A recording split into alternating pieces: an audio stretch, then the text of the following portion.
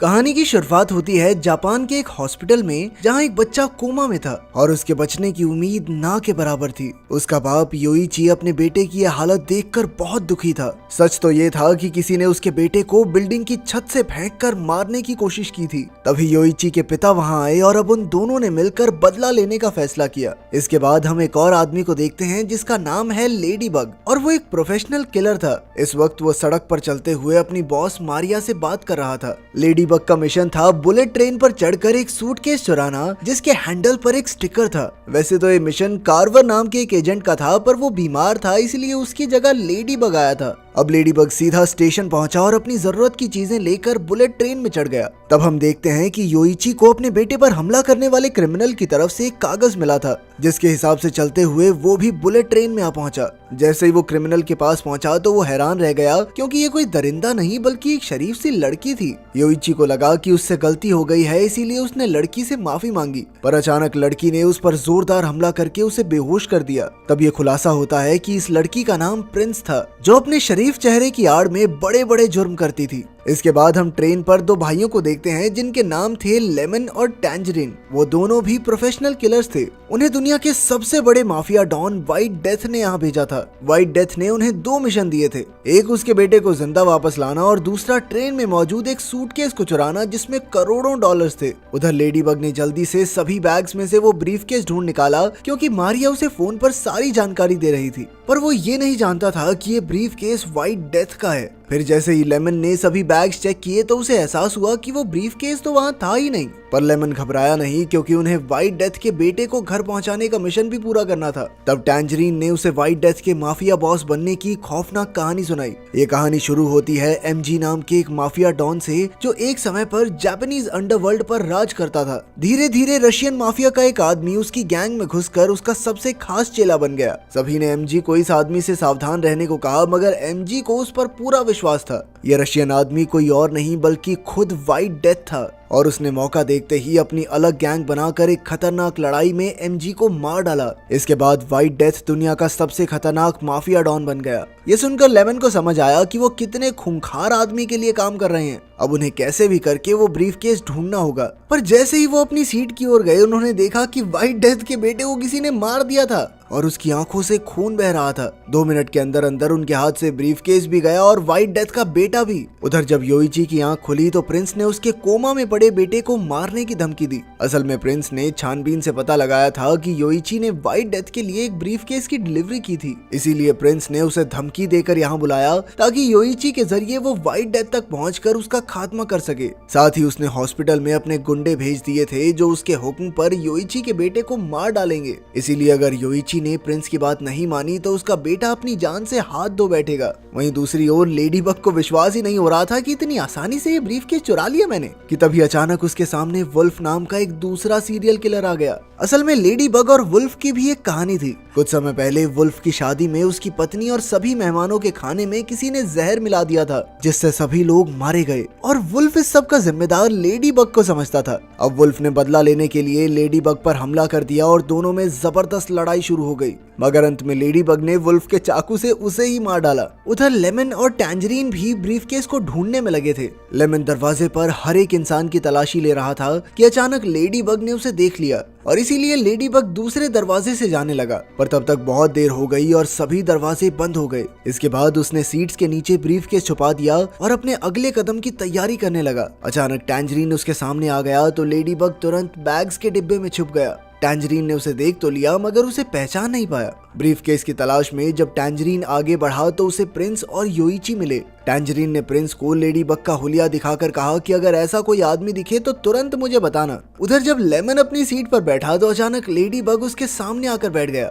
उसने टेबल के नीचे से लेमन पर बंदूक रखी और उसे एक ऑफर दिया। इसके मुताबिक लेडी बग उनका ब्रीफकेस लौटा देगा और वो लेडी बग का पीछा छोड़ देंगे। मगर लेमन ने कहा कि साले ब्रीफकेस तो दे देगा, लेकिन इस मुर्दे में कैसे जान फूकेगा, ये मरा पड़ा यहाँ पे, इसके बाप को क्या जवाब दूंगा मैं। खैर इसके बाद उन दोनों में लड़ाई शुरू हो गई। खैर तभी अचानक लेडी बग ने एक ही वार से लेमन को बेहोश कर दिया। फिर उसने किसी आदमी से कपड़े बदल लिए ताकि टैंजरीन उसे ढूंढ ना सके। वहीं दूसरी ओर प्रिंस और योइची को छुपा हुआ ब्रीफकेस मिल गया। फिर योइची ने बार बार उसका लॉक खोलने की कोशिश की। आखिरकार कोड लग गया और पैसों से भरा ब्रीफकेस खुल गया। मगर प्रिंस को पैसों में कोई दिलचस्पी नहीं थी, उसे तो बस ब्रीफ केस में बॉम्ब लगाना था ताकि उसे खोलते ही व्हाइट डेथ की मौत हो जाए। उधर कुछ ही देर में टैंजरीन ने लेडी बग को ढूंढ निकाला और दोनों में घमासान लड़ाई शुरू हो गई। तभी अचानक टैंजरीन को व्हाइट डेथ के गुंडे का फोन आया कि देख बेटा, अगर तू अपने भाई के साथ नीचे नहीं उतरा अगले स्टेशन पे ब्रीफकेस लेके तो ठीक नहीं होगा तेरे लिए।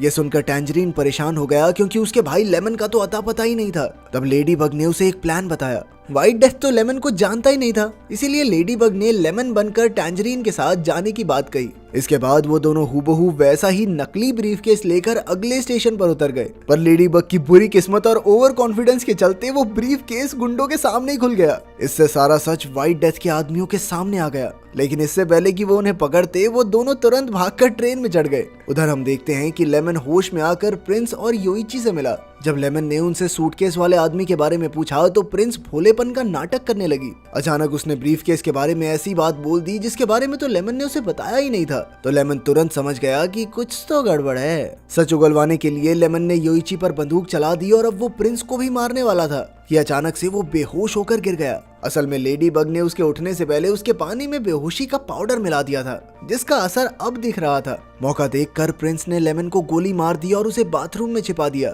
फिर अगले स्टेशन पर लेडी बग ने टैंजरीन को सूटकेस का पता दिया और खुद ट्रेन से उतरने लगा। लेकिन टैंजरीन ने उसे जाने नहीं दिया। ऐसे कैसे जा रहा, हाथ में देके जाएगा तू सूटकेस मेरे। लड़ाई के दौरान लेडी बग के पास कोई रास्ता नहीं था, इसीलिए उसने टैंजरीन को चलती ट्रेन से धक्का दे दिया। पर टैंजरीन भी तेजी से दौड़कर ट्रेन के आखिरी डिब्बे पर लटक गया और जल्द ही वो खिड़की तोड़कर अंदर भी घुस आया। उधर लेडी बग ने वहां से ब्रीफकेस निकाला और फिर वुल्फ की लाश की तलाशी ली। तब ये खुलासा होता है कि हॉर्नेट नाम की एक औरत ने ही वुल्फ की शादी में सबके खाने में जहर मिलाया था और आज उसी ने व्हाइट डेथ के बेटे की जान भी ली थी। वो शुरुआत से ही ट्रेन में एक अजीबोगरीब कॉस्ट्यूम पहनकर घूम रही थी, किसी को भी उस पर बिल्कुल शक नहीं हुआ था। तभी अचानक हॉर्नेट ने लेडी बग पर हमला कर दिया, पर जल्द ही लेडी बग ने उसी के इंजेक्शन से हॉर्नेट पर वार किया। उन दोनों के बीच टक्कर का मुकाबला हुआ, पर जल्द ही लेडी बग ने उसी का इंजेक्शन उसे ही लगा दिया। वहीं दूसरी ओर टैंजरीन बाथरूम पहुंचा तो उसे लेमन की लाश दिखाई दी, जिसे देखकर उसका दिल दुख में डूब गया। अंत में उसने अपना नेकलेस लेमन को पहनाया और उसकी मौत का बदला लेने निकल पड़ा।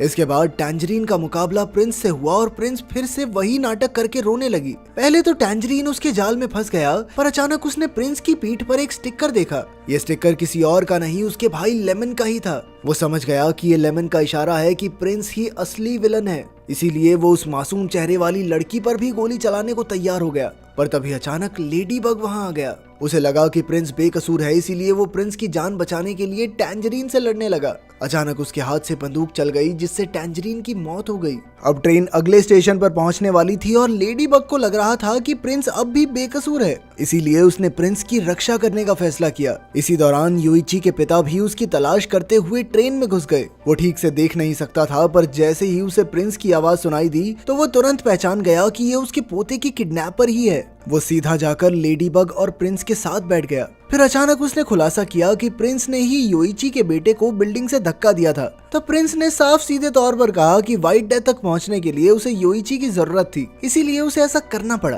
प्रिंस ने बड़े ही ताव से कहा कि अब योइची और उसका बेटा दोनों मर चुके हैं, लेकिन उस बूढ़े आदमी को कोई फर्क नहीं पड़ा।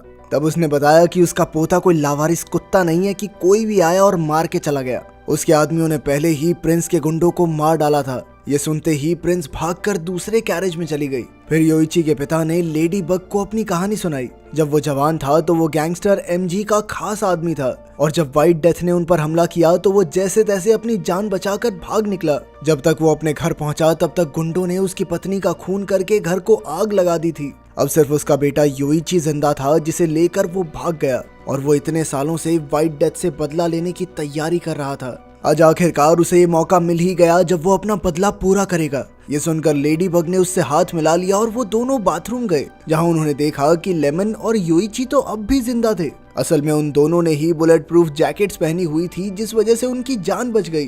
खैर, फिर लेमन ने टैंजरीन की लाश देखी तो उसका दिल चकनाचूर हो गया, पर योइची ने उसे समझाया कि अब उन चारों को इकट्ठा होकर व्हाइट डेथ का मुकाबला करना होगा, वरना वो सभी मारे जाएंगे।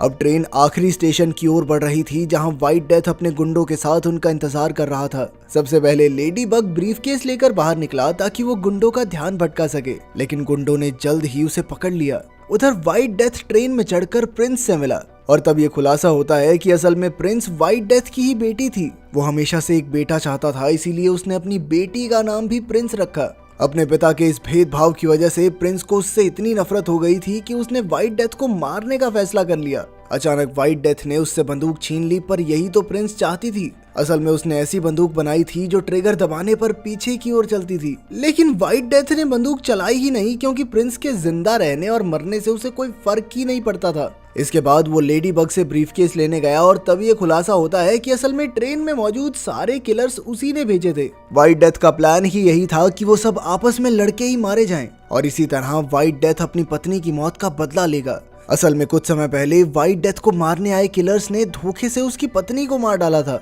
उसकी पत्नी की मौत में जिसका थोड़ा भी हाथ था, उसने उन सबको बुलेट ट्रेन में भेज दिया। लेकिन फिर लेडी बग कहने लगा कि सर आपको गलती हो रही है, मैंने आपकी पत्नी मारी ही नहीं। तब हमें पता चलता है कि व्हाइट डेथ का असली टारगेट तो कार्वर था, जिसकी जगह पर लेडी बग यहाँ पर आया था।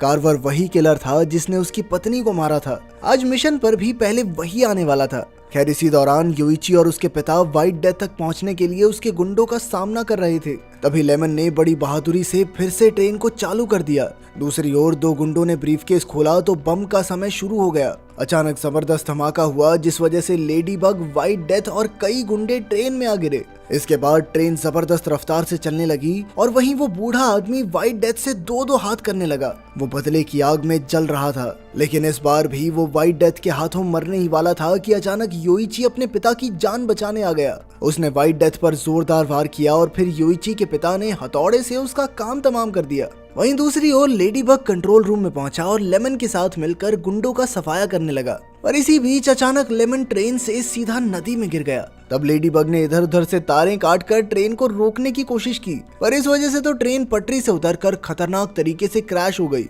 आखिरकार योइची और उसके पिता जैसे तैसे सीट्स को पकड़कर जिंदा बच निकले। उधर लेडी बग भी अपनी बेकार किस्मत के होते हुए भी जिंदा बच गया था। अंत में जब वो तीनों मलबे से बाहर निकले तो व्हाइट डेथ एक बार फिर उनके सामने आकर खड़ा हो गया। न जाने वो कैसे योइची के पिता के हमले से बच निकला था, मगर अंत में जब उसने गोली चलानी चाहिए तो गोली पीछे चल गई, क्योंकि ये तो प्रिंस वाली बंदूक थी।